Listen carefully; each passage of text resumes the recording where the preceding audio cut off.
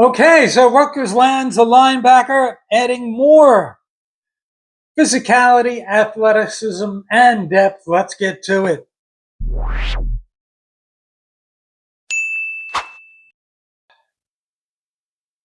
Okay, the world's a volatile place right now, but we have news to talk about for Rutgers football. We land a linebacker for 2026 class, a Connecticut high three-star guy, and his name is Tanner Raymond. He turned around quickly. He was really happy to get an offer from Rutgers. He got actually, looking at his offer list, this would have been our who we would have been playing when I was a young man. He got offers from Bucknell, Columbia, Fordham, Georgetown.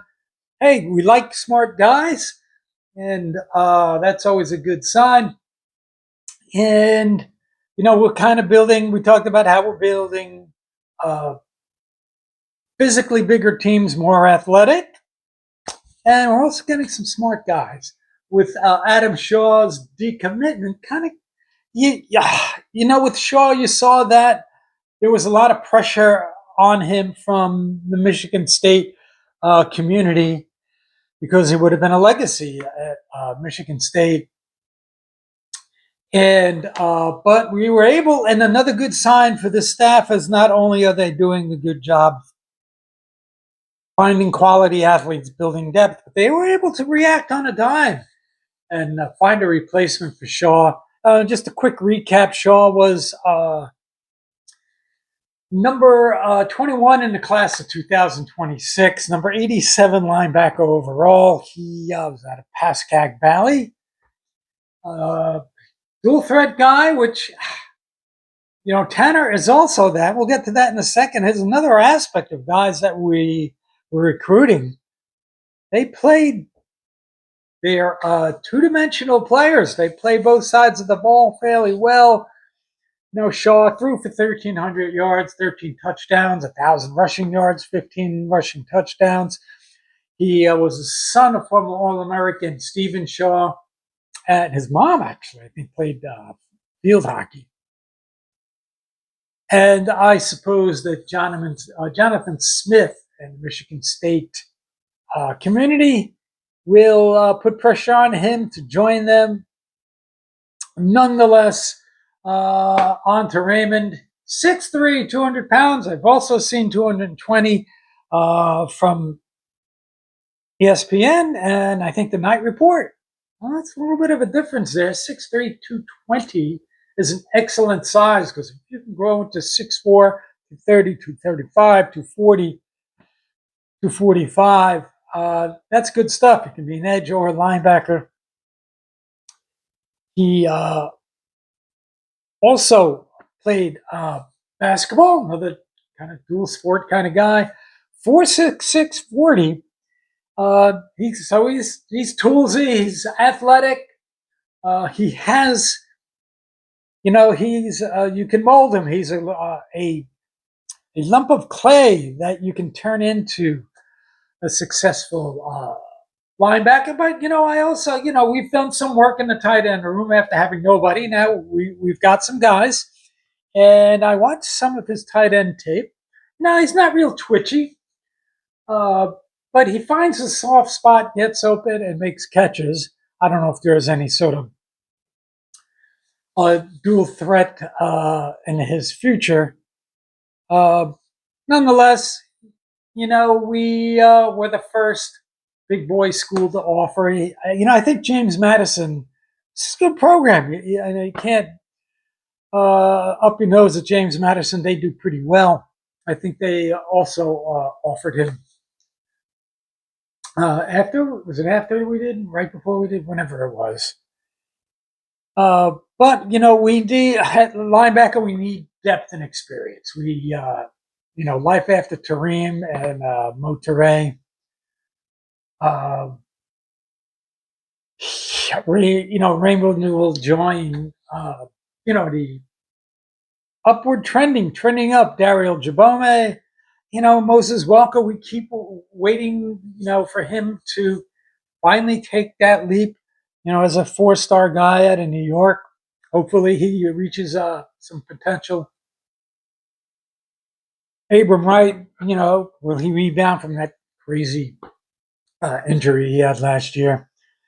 And also joining Isaiah Deloach, DJ McClary, who we have a lot of high hopes for. Another dual threat guy, right? He was running back. Lee Bikaba and John Insignia. Another core theme around guys that joined Rutgers. His quote: Rutgers felt like home right away when he stepped on campus. This is talking to the Night Report. They treated me like family. There's that word again. The culture at Rutgers is amazing. There's that word again. Family and culture. Remember the family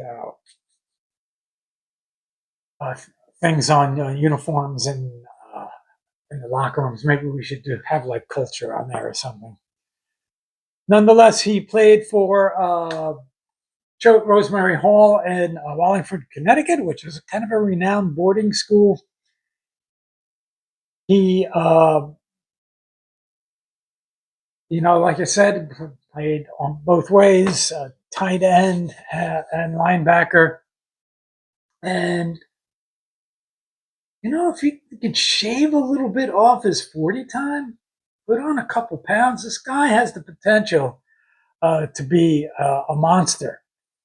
And as I said, I kind of like this because we were thinking quick on our feet. Usually with Rutgers, when we lose guys, we kind of grind through the process to see who we get to replace guys. But they were quick on their feet, turned around, got a guy.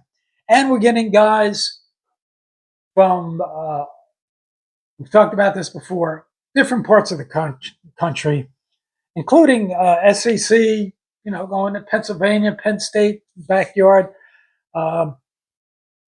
We now have players from 10 different states, which years ago would have been like, oh man, we got to keep our guys home. Remember, years ago, and not that long, maybe 20 years ago, New Jersey was like a top 5 recruiting state for football. Then it became big in Florida and Georgia, and we kind of fell out of the elite status. And, a lot of other sports are kind of popular in New Jersey, especially like in upper middle class suburbs where like lacrosse is really big.